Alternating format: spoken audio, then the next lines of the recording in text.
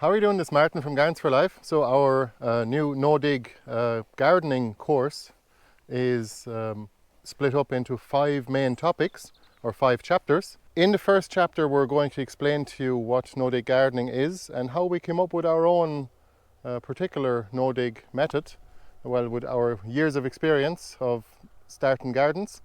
And we're going to outline all of the advantages to you, like keeping the existing soil structure by not digging the ground actually helps the soil life, and the soil life breaks down the fertility in the soil into smaller components that are absorbable by the plants, and therefore you get plants that grow faster and healthier, and therefore you have less pest problems, and your garden bed actually holds water like a sponge. And the main advantage is that you have to do almost no weeding at all, and therefore you have more time for planting and harvesting.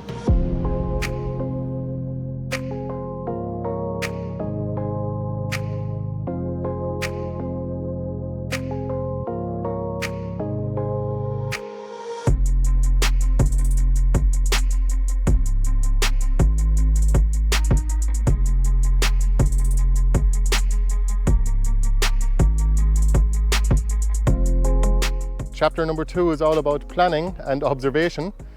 We don't actually plan that much, we observe more. It's all about access, planning the access a little bit, and observing where the wind and the sun comes from most of the time, and planting your garden up accordingly. And you have to ask yourself, what do you want to achieve from your garden? Are you trying to grow food, or are you trying to grow flowers, or what are you trying to exactly achieve? Or do you want to grow a wildlife garden? But the main thing is to actually remember to decide what kind of plants you want to actually grow. We like to grow a mixture of things. We call it a polyculture, as you can see here in the background.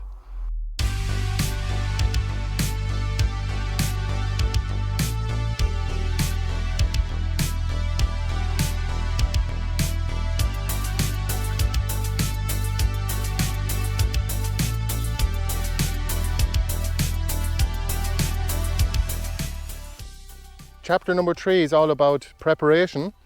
First of all, gathering your materials like your compost, your wood chips, your cardboard, maybe some plastic or some soil amendments like seaweed dust or volcanic rock dust, and your plants, of course. You have to gather those or grow those in advance of installing your garden so that you have them ready to go.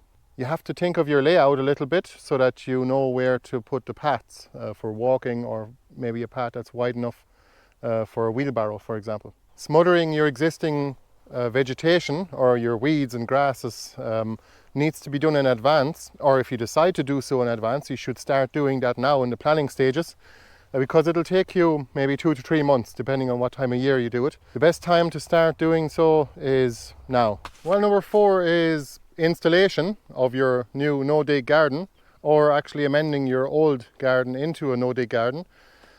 So the first thing you have to do, if you haven't done so in advance, is to smother the existing vegetation, as in the grasses and the weeds.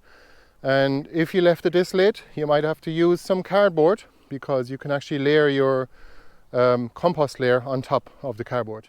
And next we're going to talk about compost in detail, and all the different consistencies of compost and where you can get it from. It's quite an extensive topic. I think it's going to be quite a long video just for that alone.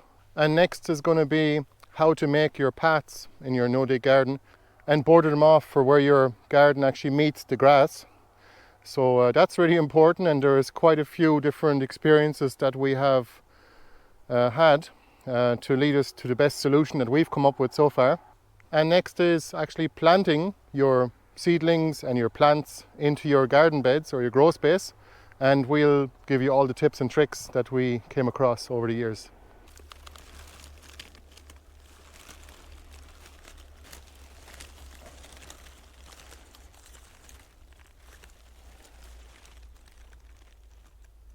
The final chapter, number 5, is all about maintenance or aftercare of your no-dig garden. We'll teach you the best ways to do a little bit of weeding that there is to do, and how to add fertility to your garden beds after you have them set up.